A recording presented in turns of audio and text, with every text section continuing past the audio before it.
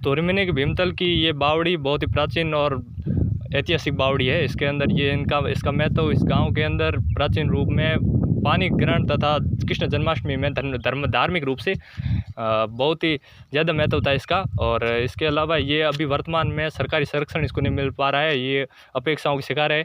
ये सीढ़ियाँ हैं जो सीधी नीचे की ओर जा रही है।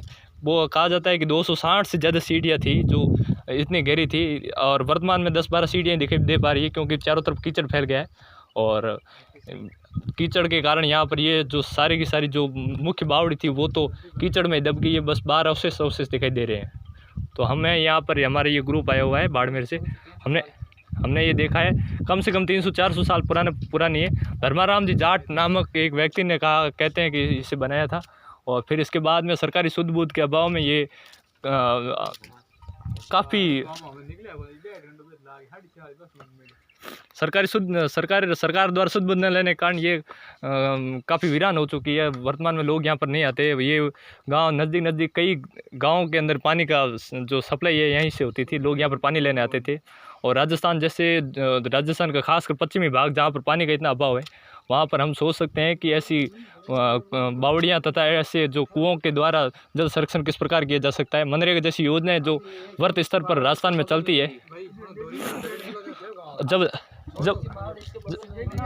जब नरेगा जैसी वर्तमान में बहुत बड़ी योजनाएं चलती है, तो कम से कम उनका सृजनात्मक रूप से उपयोग इस प्रकार किया जा सकता है कि ऐसी बावड़ियों को वापस पुनर्जीवित किया जाए। राजस्थान एक अपने आप में पानी की संरक्षण के लिए जाना जाता है।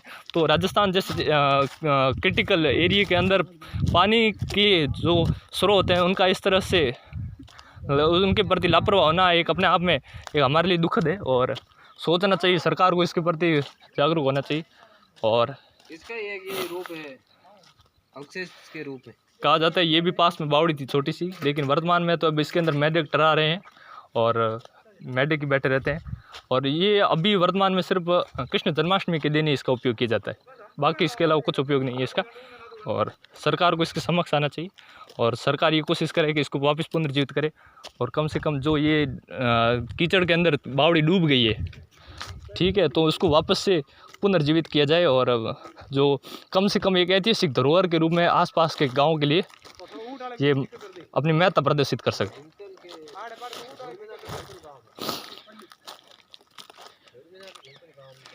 तोरमिने के भीमतल गांव की ये प्रमुख जगह है और आसपास के लोग इसको काफ़ी पवित्र मानते हैं और कहते हैं कि ये यहाँ पर किसी महान आत्मा ने व्यक्तित्व ने यहाँ पर निवास किया था और बावड़ी का निर्माण करवाया था।